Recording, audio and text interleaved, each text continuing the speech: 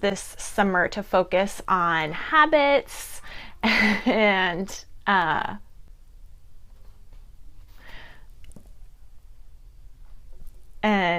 blocking lots of people and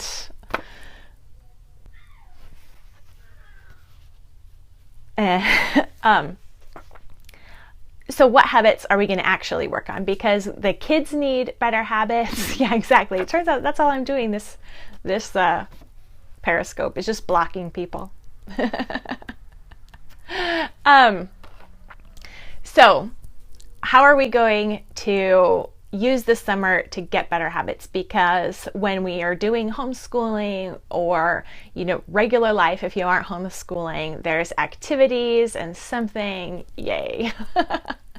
There's activities and stuff going on. Our attention is drawn in a lot of different ways, and focusing on habits is just one more thing to do in the summer, in the school year, that our attention just can't take in that many things and be working on that many things. But yes, that's a good one. So when we don't have the school on our plate or a bunch of sports or activities or other things going on, then we can focus in on a few key habits or practices that will make a big difference come the next school year.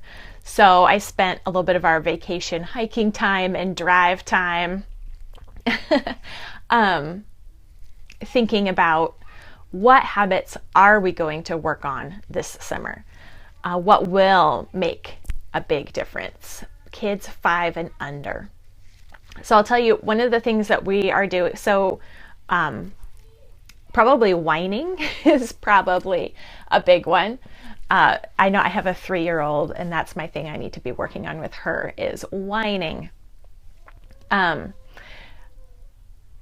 Putting shoes away, that's a good one. So someone just said they were going to work on not complaining, and ours is going to be politeness. Because one thing I realized when, there you go. Yeah, do fun things. One thing I realized during the end of the school year, it kind of feels like things are just kind of spinning out of control. I know.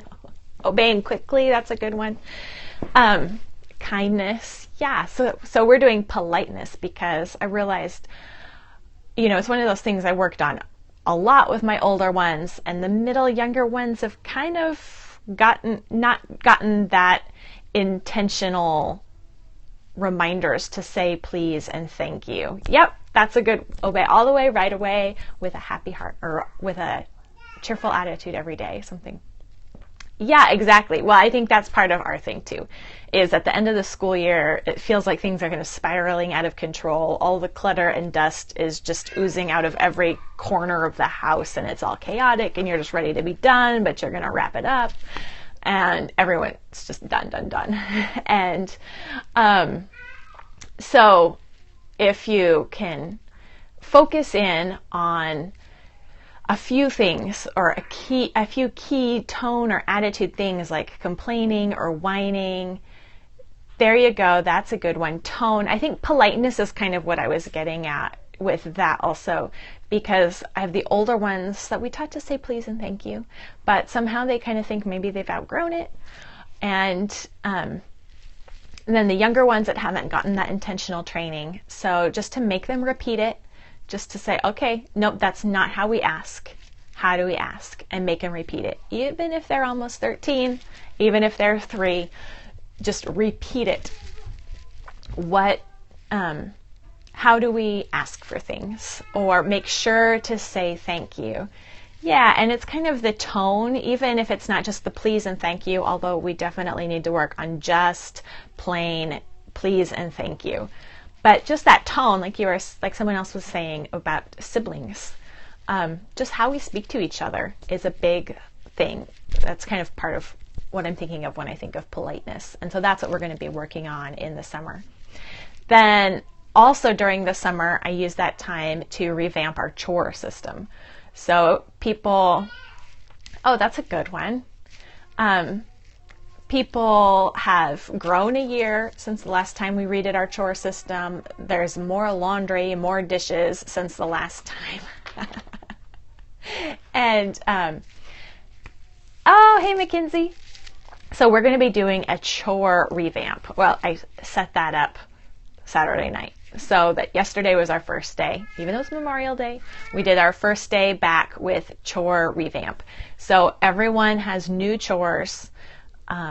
We've kind of moved people around. Now my 6-year-old can unload the dishwasher. We can do those kind of things and make sure everyone's doing a really helpful chore and something that really contributes to the smoothness of the morning, and that just helps keep that morning and the household running, and they're all actually contributing according to their age and ability.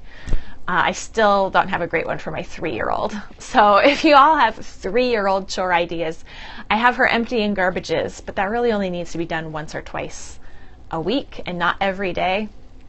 But there's not really much she can do. So my 6-year-old's now unloading the dishwasher. My 8-year-old will clear and wash the breakfast table and sweep and do a little damp mop. And the new one for my he just turned 11-year-old, he's helping with laundry. So he folds a load and starts a load in the morning. Oh, that's a good one. Or even the stairs or something. Those are good ideas. Okay, keep them coming. I think there are lots of us that can use 3-year-old chore ideas. And then my oldest is still cleaning one bathroom every morning. That's what he did last year. And he was pretty sure by the end of the year that the reason why he wasn't good at it was because he just needed a different job. So he gets that same one because I think he can do it. So he just needs more practice. So he is still cleaning one bathroom every morning. And so we kind of redid the chore system. And then that also means I'm checking it more thoroughly again, because that's part of the reason why it falls apart near the end of the year is I'm just not checking on it like I should. So, this week, I'm checking on their chores and making sure they know how to clean a bathroom and they know how to do everything. That's a good one.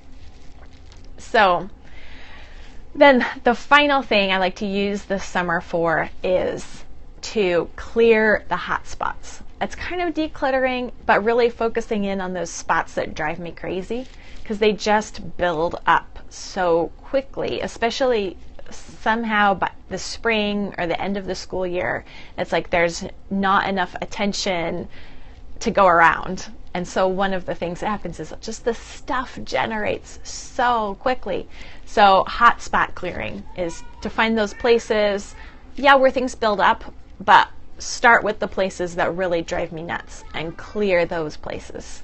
So much stuff. I took 2 trash bags full of stuff to our local thrift store that benefits the pregnancy center. So just get the stuff out. It just feels so good to get the stuff out. And there's still a little bit of clothing swap things going on here. So there's piles of clothes and it's like, I need to take care of it all and get it out and get the piles out of my bedroom.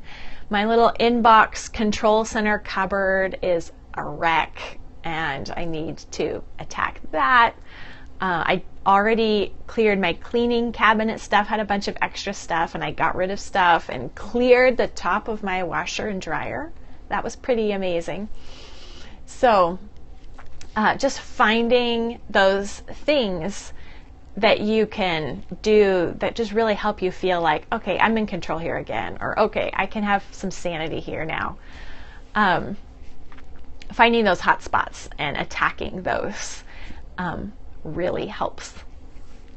So thank you all for sticking with me over the crazy beginning of this scope, and it'll go up on YouTube minus all the